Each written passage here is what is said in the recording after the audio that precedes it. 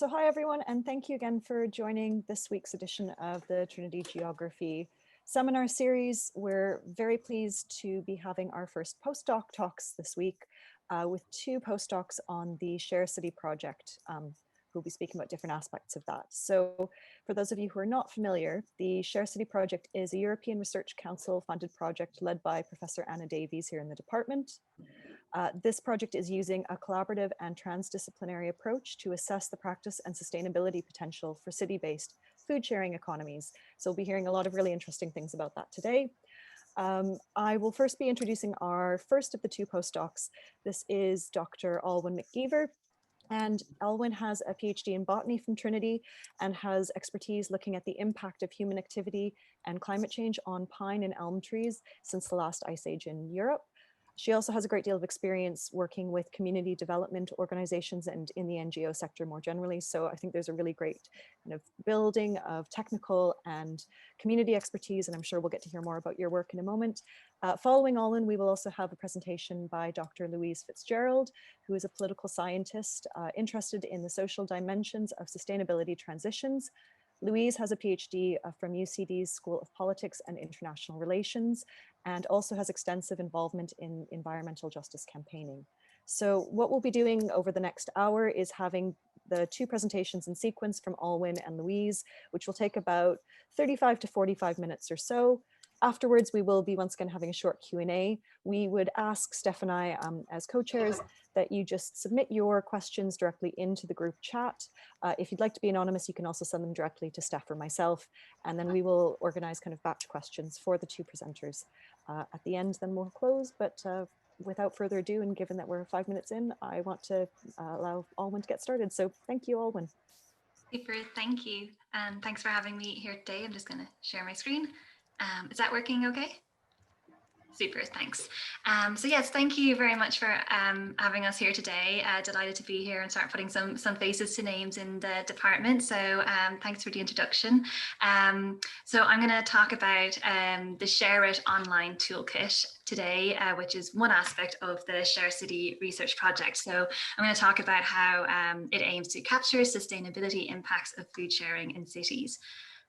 So the talk outline I'm going to go through today is a little bit about the Sharecity research project, which Kate has touched on already, a bit about what food sharing is and what we mean by food sharing when we're talking about it in this project, the online Shareit Toolkit that was developed by Anna and Stephen McKenzie, and what the next steps are for that toolkit, which I will be doing hopefully over the next 8 months or so. So Sharecity is a 5-year ERC research project currently in its final year, and myself and Louise joined in June of this year. It has lots of different sort of pillars of activity going on, which you will hear about two in detail today, the Shareit Toolkit from myself and Food Futures from Louise. One of its major outputs is the Sharecity 100 database, which is a detailed database for 100 cities around the world, where you can look in your local city and see what food sharing activities are happening, and zoom into any country and see what is shared, how it's shared, and the details of how that sharing is organized. There's also been a lot of work on how food sharing differs between different cities. Again, it's all available on the website. They looked at 9 cities and how the food sharing contexts differ in different cities. And then another key branch of the research is Food Sharing Futures, which you'll get to hear about from Louise after myself, about talking about what food sharing might look like in the future. And then what I'm going to talk about is this online sustainability impact assessment toolkit for food sharers that was developed by my predecessor, Stephen, with Anna, and what the next steps are for this exciting free online toolkit and what our plans are to develop it into the future. So before I get into talking about Shareit, I thought I'd talk a little bit about food sharing and sustainable food, just to set the scene a bit. I guess we could ask the question, what would a sustainable food system look like? And that could be a very detailed discussion that could go on for a very long time. But in brief, some aspects that you could consider part of a sustainable food system is it would be ecologically responsible, it would be fair and accessible to all. It would likely involve food that is locally produced and locally sourced. It would be healthy, nutrient-rich food, possibly organic, and there would be very little or no waste associated with the food production and consumption system. And in an urban context, I think this quote from the Milan Urban Food Policy Pact really captures the useful context for what role cities can play in creating a sustainable food system. So this quote reads, "Current food systems are being challenged to provide permanent and reliable access to adequate, safe, local, diversified, fair, healthy, and nutrient-rich food for all. Cities, which host over half the world's population, have a strategic role to play in developing sustainable food systems and promoting a healthy diet." So it is very much in this context that the Sharecity research project tries to answer this challenge of a sustainable food system in an urban context. So what do we mean by urban food sharing? Well, it's been very clearly defined, especially for the Sharecity 100 database. So what we mean when we say what food sharing entails, it can loosely be summarized as stuff, space, and skills. More specifically, it could be the sharing of plant material, the sharing of food, compost, tools, land, kitchens, community kitchens, for example, knowledge and skills, and the sharing of prepared meals. In terms of how it is shared, we look at 4 key categories: bartering, where you would exchange one item for another; gifting, which would be like similar to donations of free food to people; selling, so we include food sharing that's making a profit or is selling it at an affordable price to its local community; and collecting, which would represent groups that are rescuing waste food and food that has been disposed of but can be revalued and still used in the community. And then how are these organizations organized? How is food sharing organized? Again, several categories have been identified by the Sharecity research team. The research considers groups that are charities and not-for-profits, social enterprises, groups that are for-profit and enterprises, cooperatives, clubs, associations, and networks, and also small informal groups of people taking initiative in their community to share and distribute food through these means. So if we want to put all of that in brief, the succinct way of saying that is food sharing involves any group that grows food together, eats food together, or redistributes excess food. So what role could sustainability impact assessments have for food sharers? A sustainability impact assessment is a set of indicator questions that capture the economic, environmental, and social impacts a group is having, or a business is having, or a university is having, for example. And one of the things that Sharecity really wanted to look at is what role these SIAs could have for food sharers. And there's lots of different benefits of sustainability impact assessments, and there's more and more regulatory frameworks in place to increase sustainability accounting among different groups at present. But just some of the major benefits of engaging with this practice for a food sharer could be to raise awareness about the range of impacts they are having, both internally, as it could highlight positive economic, environmental, or social impacts they're not quite aware they're having, and also externally, it can really help them in communicating and articulating the positive impact their work is having. It would also be helpful for things like funding applications, both providing an evidence base to influence funding calls so that they are designed to help maximize these impacts, and also to strengthen the applications that food sharers are making by being able to clearly articulate and provide evidence of the impact they are having. And another key benefit of sustainability impact assessments for food sharers is to equip them to plan a more resilient future, especially given the year we've just had, to be able to understand where your impacts are, where they're growing, and what are the gaps in your impacts for how you engage in strategic planning. So that's where the Shareit Toolkit came in, developed by Stephen and Anna throughout this project. It has 3 features, and it is a completely free online toolkit. The first feature is the tool shed, which creates a sustainability impact report that illustrates the social, economic, and environmental impacts of your food sharing group. It then has the talent garden, where you can share stories about the activities and impacts your work is having, and the greenhouse, which aims to connect with others around the world to share experiences and learn from each other. So why use Shareit? Why would Shareit be particularly useful in this field? Well, for the toolshed, it's completely free to use. It's user-friendly. It was developed in with getting feedback from food sharers and insights from food sharers about what is accessible to them and what are the key areas of impact they would like to be represented in the indicator questions. And it provides an opportunity to give both qualitative and quantitative data on the impacts you are having. The talent garden provides a space, a very important space where you can collate impacts that can't be measured in the restricted questions of the toolshed. And this could include, for example, evidence of impact like photographs, videos, anecdotes, testimonials from your participants or your board members, and other reports that you've done in the past. You can collate and share them in this talent garden to complement the impact assessment you've done in the toolshed. And finally, the greenhouse aims to achieve translocal empowerment by connecting local groups around the world facing similar challenges so that they can share knowledge and skills and learning with each other. So the impact areas that the toolshed will ask questions about, there's 4 key areas of questions, and it totals 34 questions that collect quantitative or qualitative answers. And these 4 areas are environment, social, economic, and governance. In the environment section of the toolshed, you would be asked about your practices around the food sharing initiative, and what emissions are involved, and what waste is either saved or generated by the practices of the food sharing. In the social questions, there's questions around the accessibility, around health and well-being, and around the community that's being built by sharing food together. Economically, there's questions around any jobs being generated, the affordability of food, and the production.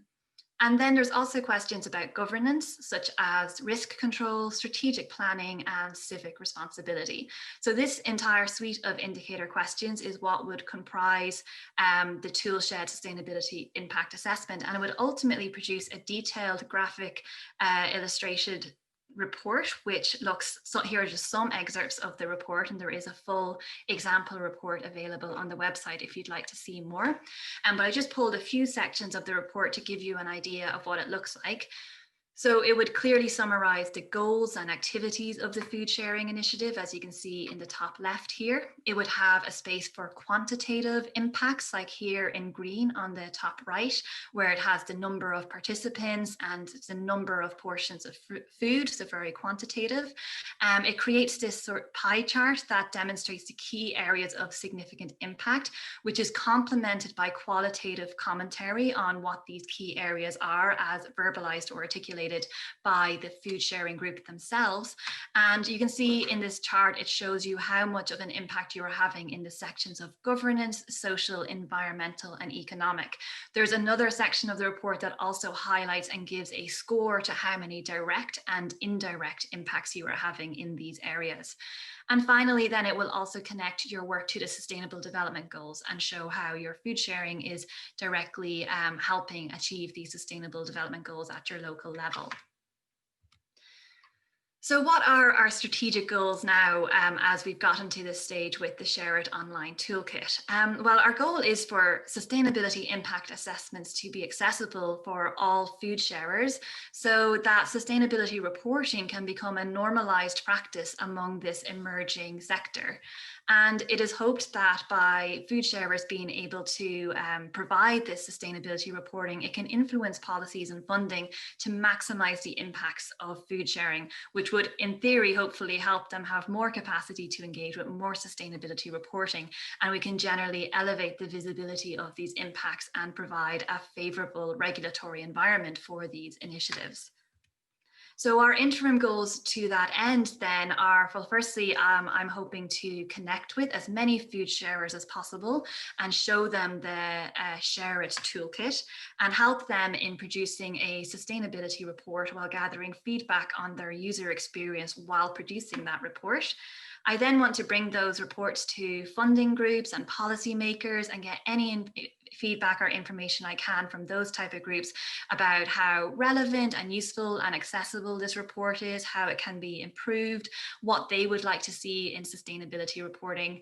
I then would bring all of this feedback back to the Shareit tool, and hopefully to upgrade it based on all of this feedback and modify it, and then bring it back in its new iteration to the food sharers, hopefully now at an even more maximized impact level of the product it produces. So some of the user experience upgrades that I want, or that we're hoping to do over the next few months, pending funding, is to develop firstly bespoke pathways. So what I mean by that is currently the Shareit Toolkit provides an entire suite of indicator questions for all different types of food sharing initiatives. So that can include eating together, growing together, and redistributing excess food. While you do not have to answer all of the questions on the toolshed, it can create an impression that there is a bigger workload than you're able to do for completing the sustainability impact assessment. Food sharers only have to answer the questions relevant to them, and they can leave other questions blank. But it has, based on the feedback that Stephen has collected, it will definitely be helpful to food sharers if they only see questions that are most relevant to their practices and aren't distracted by irrelevant questions. So from that, it'd be interesting to explore developing bespoke pathways, so you can say what type of food sharing you do and only see the questions relevant to yours, and you don't have to filter through the entire indicator suite. Another user experience upgrade is to look at how to provide capacity support. So again, a lot of the feedback did show that food sharers obviously don't have huge capacity for paperwork and extra reporting loads and engaging in more reporting. So while there was an interest and a want to capture their sustainability and impact accounting, they would need additional support, especially the smaller groups, in order to be able to complete this entire process of using the toolshed to create the output report. So we want to look at different user models and how much one-to-one support we can provide. And then finally, we'd like to translate the toolkit into different languages so that it can be used by a more international group of food sharers. So those are the overall goals of user experience upgrades. We also have some technical upgrades we'd like to make.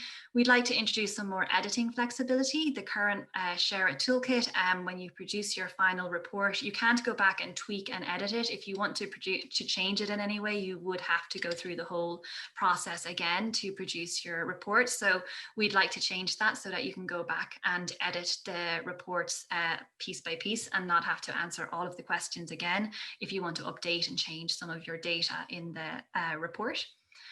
We'd like to look at the design and see if we can improve it, especially if it could generate social media graphics, for example, for food sharers, and make it more instantly understandable to people who maybe aren't from an academic or scientific background, that they can instantly visually see what impact this food sharing group is having. So we'd like to review the report design.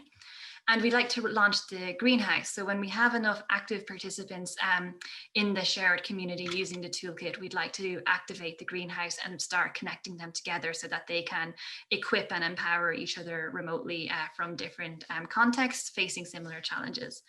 So in the interim, this is all pending more funding to do these more detailed upgrades, but in the interim to continue gathering feedback and to gather evidence for these funding applications. We are offering one-to-one virtual support to any food sharers. So I myself can video call any food sharer and talk them through the toolshed and help them with that capacity barrier to engage in sustainability reporting. We're developing new video tutorials on how to complete the toolshed questions, and we're also updating the reader materials and the user guide to make it as accessible as possible to the audience. So the next steps then is I'm currently working to create a contact database of as many food sharers, funders, policymakers as possible. And if any of you know people in your network, please do drop me an email and let me know anyone you think who might be interested in this. I'm trying to get as many contacts as possible. And then I'm inviting these food sharers to try out the Shareit Toolkit, and I'm offering them my support in completing the toolshed and gathering any feedback they have on their user experience of the Shareit Toolkit, and then consolidating all of this feedback together and planning the future of Shareit and what it might look like if it does extend beyond the end of the Sharecity research project. So the output of this piece of work, of this work plan, is to do a full review of the overall functionality of the Shareit Toolkit, look at costs of different user support and how much it would cost to provide one-to-one support to food sharers wanting to engage in sustainability reporting. Review the usability of the tool, which I hope to get input from as many food sharers as possible who will use the tool and let me know what barriers they face in trying to complete their impact assessment. The usability of the output reports, for which I'll seek feedback from policymakers and funding groups to really see how to maximize how these reports can be useful and practical to different funding calls, different funding reporting, and how it can be integrated into policy making. So with this evidence base that I'm currently gathering, we hope to write a proof of concept grant application for the Shareit Toolkit. And as part of this, we'll develop a detailed business plan for what Shareit might look like as a social enterprise. And we'd look at a timeline to market, and an engagement strategy on how to promote and disseminate Shareit as widely as possible to as many food sharing groups as possible. And then the overall goal of all of this work is to get funding to upgrade Shareit and to look at a way to sustain Shareit into the future in a self-sustaining model, perhaps as a social enterprise. So thank you for your time, and I look forward to seeing any questions you have about the Shareit tool. And again, just to emphasize, I'm looking for any contact details on food sharing groups, community groups that might be interested in trying this out, and any policymakers or funding groups that you think might be curious about these output reports that the Shareit Toolkit can produce. So thank you very much.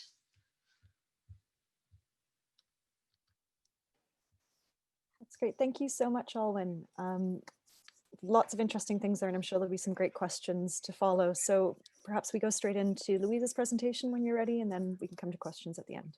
Yeah, sure thing. I'll just share screen. There we go.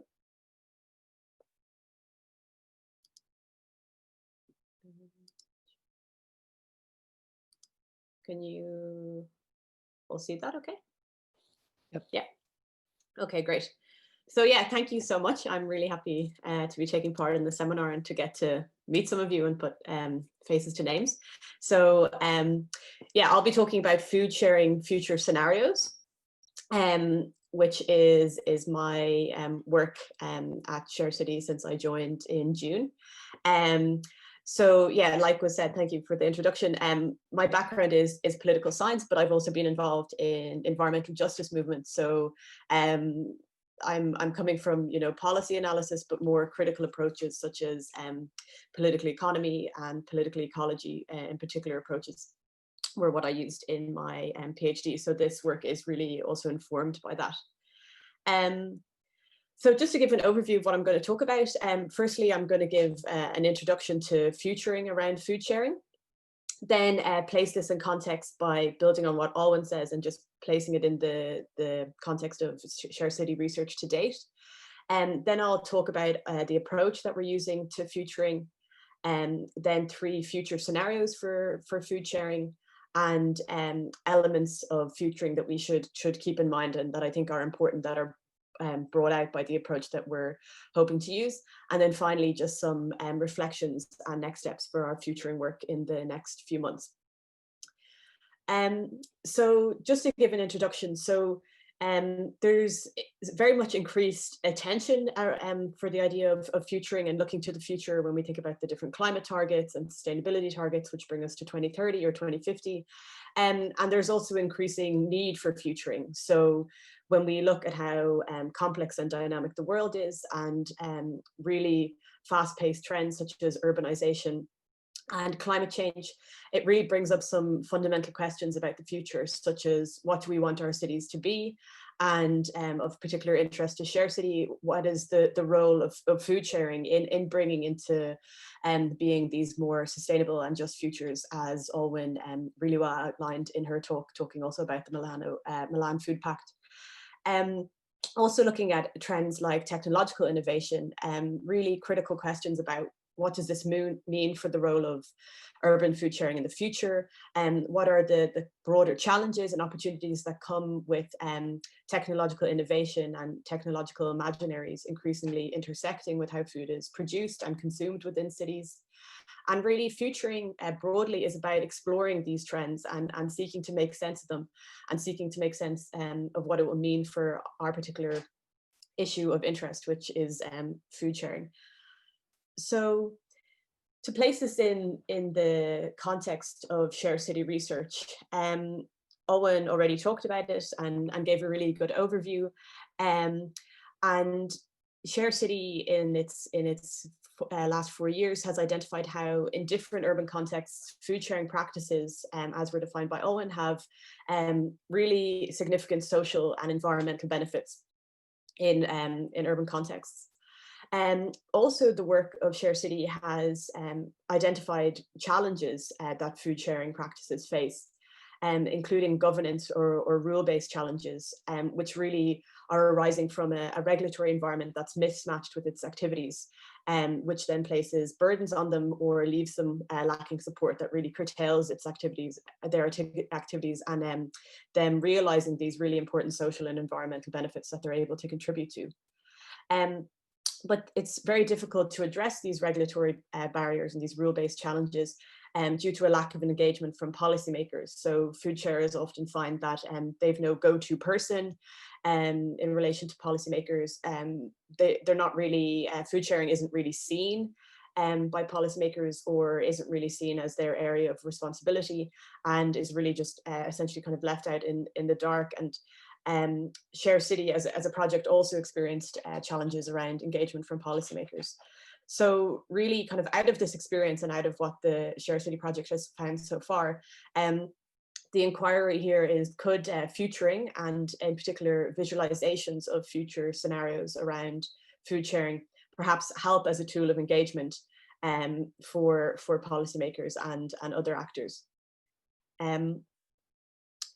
So the tool that we're using as a kind of initial framing device for the futuring work we want to do is something called the 3 Horizons framework. So 3 Horizons is a simple, intuitive tool for thinking about the future. And what it does is it draws attention to different futures as already existing in the present. So if we look around us, we can see different versions of the future already being enacted in different practices by different people. And 3 Horizons really draws our attention to what we can already see in the present as kind of signs of what could happen in the future going forward. These are represented by different horizons and contained within all patterns we see all around us. And the horizons I'll talk through in the next slide. So the framework was developed by someone called Bill Sharp and others, and it's all accessible online. A lot of it is used, it's used a lot of the time in transformative group processes where you bring all the different actors around the table. So they've put everything available online because they wanted to make it as open access. So it's called the International Futures Forum, or if you just Google that, if you want to look into it in more detail. And what we're going to do is, using Sharecity research to date, develop these scenarios using this as an initial framing device, and as well as allowing us to explore the kind of broader trends which will shape food sharing futures going forward. So like I talked about, these broader trends of technological change and trends like this. So the 3 Horizons framework is represented visually, as we see here, and I'll talk us through the various elements. So the first horizon, which is represented here in red, is Horizon 1. And this is the managerial view. So this is very much dominant actors and familiar ways of doing things, familiar practices that we see around us all the time, really business as usual. Horizon 3, which is represented in green down below, this is known as the visionary horizon, or the visionary view. And this is essentially pockets of the future we can already see in the present. So different groups, different ideas that are articulating very different assumptions about how we relate to one another, how we relate to nature. Something that came up a lot in Sharecity work to date in workshops was ideas such as food as commons. So these very visionary alternatives. And then Horizon 2, which is represented here in blue, is the entrepreneurial view. So this is a zone of innovation. It's highly turbulent as actors try different things out and try and change the business as usual system. Importantly, in this zone of innovations, and what we already know is that some innovations are more likely than others to contribute to really shifting business as usual. So some will get eaten up by Horizon 1 by business as usual, and these are known as Horizon 2 minus innovations. But importantly, some innovations will contribute to those transformative shifts that we would like to see, and these are known as Horizon 2 plus innovations. And the x-axis here is time, so that's how these patterns are changing over time. And the y-axis is pattern or strategic fit. So if we look at it, we can see that Horizon 1 business as usual is losing its strategic fit over time, which we know is the case in a lot of issues that we're engaging with, and is certainly the case with regards to the food system, that there's a lot of issues with regards to justice and sustainability, and it's losing that strategic fit. So Three Horizons, like I said, is going to be used as an initial sort of framing device for the futuring work we want to do. So using the in-depth data that Sharecity has already gathered over the last 4 years, we'll use this to identify the different actors and assumptions and practices as they sit on the different horizons. Within Three Horizons, what's also possible is to do scenario planning, which is used to look at, okay, how do we deal with different scenarios as they come up? And what this offers us, and what I'm going to bring us through, is archetypes of transition processes. So the people who developed Three Horizons have spent a lot of time looking at how transitions happen, and have basically articulated a number of archetypes or variants for how transition processes can go.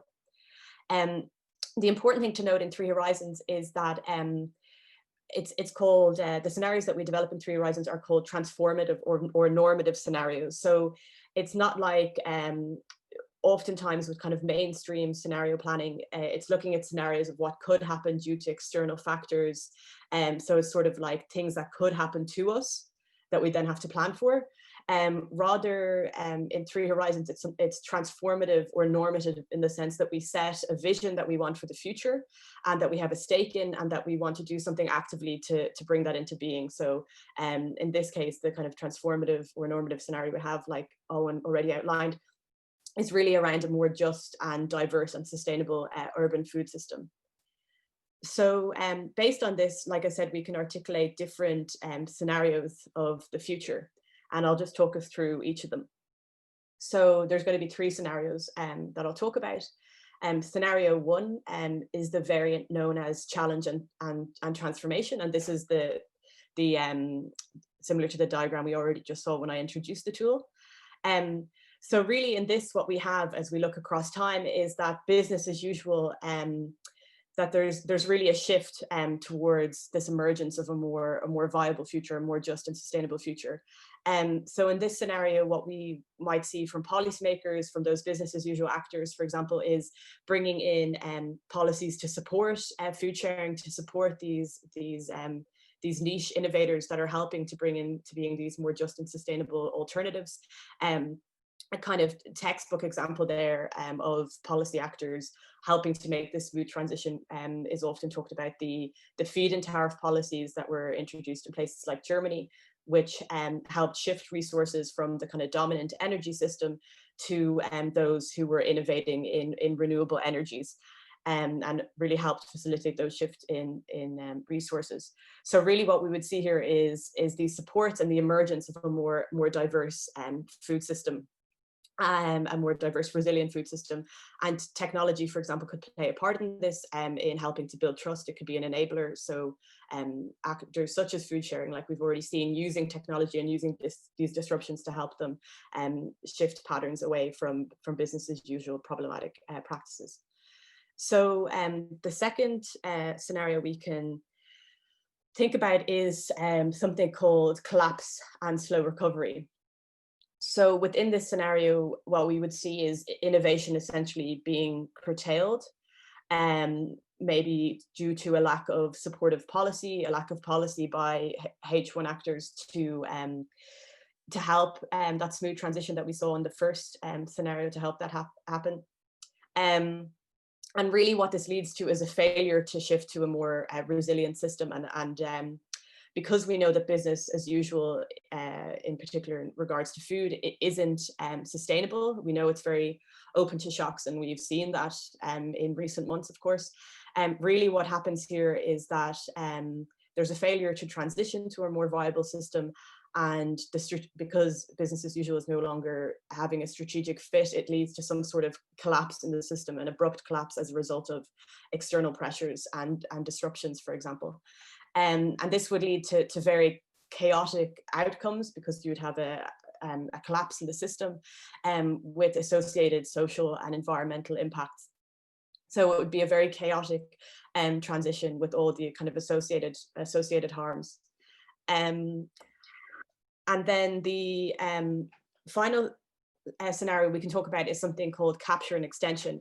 And in this version, basically there will be some innovations, but they're largely based on business as usual assumptions. So they might be, for example, very commercial facing innovations that are driven by profit, rather than trying in some way to really disrupt the system of relations that we have right now. And because they're having business as usual assumptions, they're very easily captured by business as usual. So these are the Horizon 2- innovations that I talked about when I introduced the tool. And essentially what that means is they're continuously captured by business as usual to sustain itself, rather than allow for this more transformative alternative, which is represented by Horizon 3, the green line, to emerge. So it basically delays the emergence of this more viable alternative future, and of course that's also associated with problematic outcomes in the transition taking longer than it should. So kind of three elements that I think are important in futuring and that are enabled by the 3 Horizons tool is firstly making power and agency explicit. So H1 actors as incumbent players and policymakers have the power to inhibit or support transformations to more just and sustainable food systems. And that's really made quite clear by Horizon 1, and it's something we all know, but it's important, of course, to state it. Within 3 Horizons as well, and importantly, everyone can be agents of change. So it really elevates food sharers as being those kind of innovators that we see, those social innovators in trying new things out and trying to shift the system within that zone of innovation. It also enables us to evaluate disruptive innovation. So in that discerning between Horizon 2-, which are going to contribute to perpetuating the problematic system, and Horizon 2+ innovations, which are going to help us with those transformative shifts we want to see. That really helps us to be a bit more discerning about where we place our energy and resources. So what innovations we need to support and should be supported in order to disrupt Horizon 1 and help us make that a smooth transition. And then finally, it allows us to include marginalized voices. So this is getting to the kind of political ecology or political economy understandings of sustainable transitions, which would say that they're highly contested. There's no one pathway, but there's many different approaches. But oftentimes it's the kind of elite perspectives that get that policy pathways closed down around. And there's a need to kind of open up and include more plural voices. And 3 Horizons does this by plotting all of the different actors together, and really, like I said, giving attention to those innovators as important agents of change. And of course, for our purposes, including these plural perspectives helps to highlight these social and environmental benefits that are already being existing within food sharing practices. So just some reflections and next steps. So 3 Horizons, it's a useful framework for plotting different futures based on practices we can see now. Within the context of doing research in these times, it can help us understand what could happen, so it has some benefits within the limitations that we face. Our next step is to develop visualizations of business as usual, as well as these scenarios that I've outlined to you with an artistic illustrator, in order to make these futures more accessible and hopefully resonate with people through having that kind of visualization. And time and other limits depending, we hope to show these to some policymakers and seek feedback on these visualizations, just to get essentially a litmus test of how helpful this is in order to engage them on these issues. And this will be along with developing a manifesto for food sharing about how we can bring into being this more just and sustainable food system, as well as the Shareit tool and work that Alwyn really well outlined previously. So just in conclusion, thinking about the future is important for food sharing going forward. It allows us to identify the challenges and how these will continue into the future if not addressed by, for example, policymakers. Some versions of the future are more desirable than others, as outlined. Some versions of the transition, so the outcome, the transition is just as important as the outcome. So how we get there, the process is really important. And some versions of that are, as in the first version, is much smoother, and that's more what we would like to see than the other versions which are involved in more kind of chaotic and problematic outcomes. And which of these becomes the future depends on what action we take now. And in recognizing that the variants of the future exist now in the present, everyone can play a part in realizing these more positive futures and these more desirable futures that we hope to see. So thank you so much for listening, and yeah, please do feel free to get in touch. Thank you. Great, thank you so much, Louise. And Alwyn, again, I can see there's already a couple of questions, and I'm sure there'll be great opportunities for some discussion here. So if anyone wants to write down their questions, please take a moment, feel free. Steph, shall I start reading, or do you want to take the first batch to read out? Very happy for you to go first. Okay, well, I will use the chair's prerogative then, since the first question is actually my own. So the first question would just be more directed towards the toolkit. However, it probably fits with the, I think, quite praxis-driven approach to this project more generally. But I was wondering if you thought the toolkit could be incorporated into higher education learning and assessment activities, perhaps as a way of helping students to develop evaluation skills, while also providing additional research capacity for food sharers. And the second question that we have thus far is from Maeve, and it's to both speakers, and she is asking, in terms of assessing impact and featuring scenarios, how much scope do you think can be offered to include or capture the axes of difference within food sharing initiatives, e.g. based on gender, class, race, paid or voluntary? I'm going to presume she means labor there. And are these types of toolkit and featuring tools useful for pushing policy to attend to these differences? Super, thanks for that. I'll jump in on your first question there.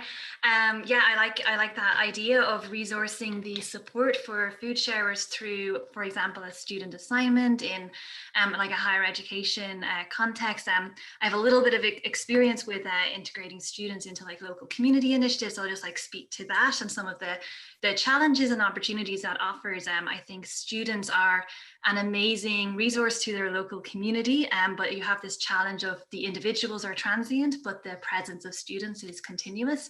So how do you manage that resource in a way that we would provide like consistent quality in the service provision we would offer food sharers, and also the organizational memory of that if a food sharer wants to come back and they worked with a specific student. And then also the other key resource we'd have to develop is how to meaningfully equip those students to have enough competency in sustainability impact assessments to be able to answer all of the food sharers' questions and provide them with meaningful support, and to make sure that it is beneficial to both the student and the community group. So I know, like from working in a community group myself, one of the problems is we are managing the opportunities that come with public willpower, which is quite transient. So you would very often pause a project to jump on something. For example, I came from a women's rights sector. When Me Too happened, every project was paused, and that would be very unfair for a student. If in this context, we have to be very flexible and very reactive to get the most out of policy lobbying and funding opportunities as a charity group. You do have to be very reactive, which might not fit into the very restricted timelines of a curriculum, but I already can think of opportunities around around that, like maybe the assignment isn't in producing the output report, maybe it's in reviewing the challenges to producing an output report. So a student who had a food sharer that didn't have capacity to complete to the completion of the output report within the timeline of the student's assignment would still have every opportunity to do well in that assignment, to be fair to that student. So it's a mutually beneficial experience. So I think, yeah, capturing the sort of resources of, as long as it's done ethically, as we say, with student labor, there's a lot of ethical considerations around that. And then also done in a way that, you know, protects the quality control of the Shareit brand and is fair to the food sharers as well. Those would be the initial challenges I'd love to tease out for that opportunity. But I think given that the Shareit Toolkit is completely free, and students in the past have actually made up accounts just to test it out and just to look at it. That could even be an independent assignment a student could do if they wanted to create a fictional food sharing group and learn about sustainability impact assessments. It's already functional for that purpose. And then to be able to, I would love to see a situation where students and community groups could interact and support each other and further integrate student communities into their local communities. I think that would be really interesting to explore. So I really like that question, and it brings up more questions for me. So I'm not sure if I answered or just presented more questions, but that's my initial thoughts on it. And for the second question, I don't know if Alwyn or Louise, either one of you maybe wants to take that. Is this Maeve's question? Yes. Okay, I think it was for us both. I don't. Do you want to keep going, or will I jump in? You jump in, Louise, there. Okay. Yeah, so about capturing differences within food sharing activities. So in terms of futuring tools, yeah, Three Horizons, like I said, it's really explicitly about opening to those plural perspectives. And like, you know, usually these sort of futuring processes or policymaking in general is really dominated by elite actors. I mean, I guess we already know that, in elite perspectives. And really, yeah, it's about bringing in those marginalized perspectives held by food sharers also, which would enable us to identify solutions that are actually far more just and sustainable than the current pathway that we're on and the current policy that are being implemented. And you know, part of that is trying to elevate the supports that food sharers are asking for. And within Sharecity and the workshop like Sharing Futures, which there's information about online, a lot of what food sharers were asking for were actually resources to be able to make their work more intersectional. So them themselves trying to reach out to groups that would be, you know, usually marginalized within the food system, which I think are also including the groups that you've mentioned. So the purpose is to kind of try and bring in and elevate those food sharing perspectives and what they're asking from policymakers. And within that, yeah, this would definitely be elevated, and hopefully if they got supports, then food sharing more broadly would be able to resource itself to become more intersectional. Yeah, I don't know if you want to go on, Alwyn, because it's also, I think, for you. Yes, thanks, Louise. Yeah, so just to add on to what Louise was saying there, specifically with the Shareit Toolkit and in terms of, as you mentioned, impact, the areas that would capture that kind of data would be the social questions and the economic questions with regards voluntary or paid labour. So in that sense, the Shareit Toolkit would capture, for example, like a score of indirect and direct impacts in those areas. Now, I would say it definitely wouldn't be the ethos of Shareit to be in any way divisive or have food sharers comparing and competing on those metrics. I don't think that's necessarily super helpful. And it would be more about equipping them internally to identify where they could improve their impacts in those areas if they did have maybe a slightly lower score in one area or another. But I do think the Shareit Toolkit does capture some of that data, not necessarily to make comparisons between food sharing, but again, more to really emphasize the positive impacts they are having. As Louise touched on, a lot of them would already have like quite an inclusive ethos in their mission statement and in their goals. So hopefully the Shareit Toolkit would highlight and emphasize these, and also highlight areas that could be improved and strengthened in the future. So and then on that, similar to Louise, we are considering commissioning an illustrator to design some different characters and contexts of food sharers to help with our visualization of the Shareit brand. And that's really brought up some really interesting questions about the ethics ethics around inclusive design. What should these character personas look like? What should they represent? And how can we demonstrate this ethos of like inclusivity in the food sharing community, in the food sharing sector? And at this point, we are actually like emailing different stakeholders and different food sharers, asking them, what do you think? What do you think about like gender, class, race representation in these we have complete like freedom. We have an illustrator to draw whatever kind of different types of characters we would like. And we're getting some very interesting feedback and responses about some of the challenges of inclusive design and practicing meaningful inclusivity as Shareit ourselves, because we can't ask questions if we're not authentically reviewing it ourselves and how we address some of those challenges. So yeah, so I think if you have any further thoughts on that, I'd love to hear from you, Maeve. Fantastic. We have a further 3 questions, and I think given time, I'm going to cut off with those if that's all right. So I'll just run through them quickly, and then maybe you can each take a turn to kind of answer the ones that are relevant to you. Fantastic. So the next one is from Iris, who says, thanks for a couple of great talks. She wondered whether you could say a little bit more about what and how important the role of the private sector is relative to charitable NGO government in food sharing overall, and the various futures that we might see. The next question then is from Kian and asks, from the Sharecity research and the work on future scenarios, what kinds of transformative actions do you think are necessary in terms of sharing, in brackets, urban land specifically? And the final question we have is from Rory, and he says as well, a great thanks to both of you, mentioning he hadn't heard of the 3 Horizons framework before and found it very interesting, and wondered if you could say a little bit more about where state institutions lie within these 3 different horizons.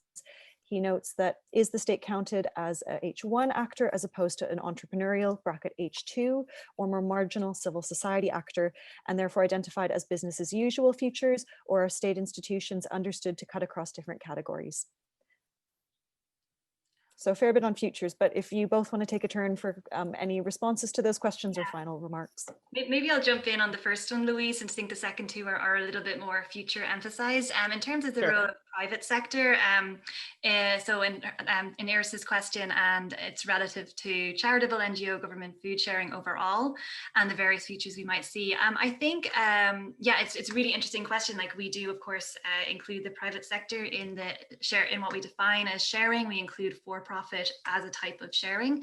Another factor we are considering is what role. So obviously, we're looking at different user models for this Shareit Toolkit. We're looking at what it would look like if, for example, a staff member like myself did video calling with these food sharers to complete their impact assessment.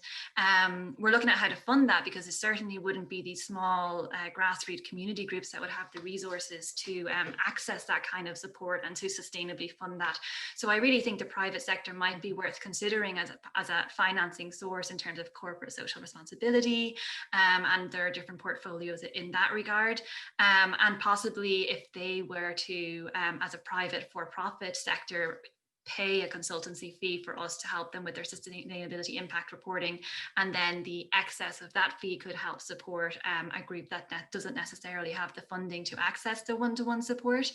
So that's my initial thoughts on the role the private sector could play. We do see, even in the present day, we see great collaborations between private sectors, especially with the waste redistribution of food sharing, and supermarkets facilitating that with community groups and not-for-profit groups as part of their corporate social responsibility. And again, it'd be great to point out, like, if Shareit could be a way for them to see the impact of that, and if their community groups are using the Shareit tool, it would help them in showing the impact of their corporate social responsibility as a private industry. So those are my initial thoughts on that, and I'll hand over to you, Louise, for those future questions. Yeah, okay, great. Thanks. Yeah, on Iris's question as well. In the various futures, in the positive, more desirable future where we have this transformation, there would be the diverse, just food system we want to see, and the private sector that would provide the context for the private sector to sit in. So rather than now where we have the private sector kind of being the dominant actor, it would shift that in relation to the more desirable future. That's just to briefly touch upon that and what Alwyn said. On Rory's question, yeah, the state.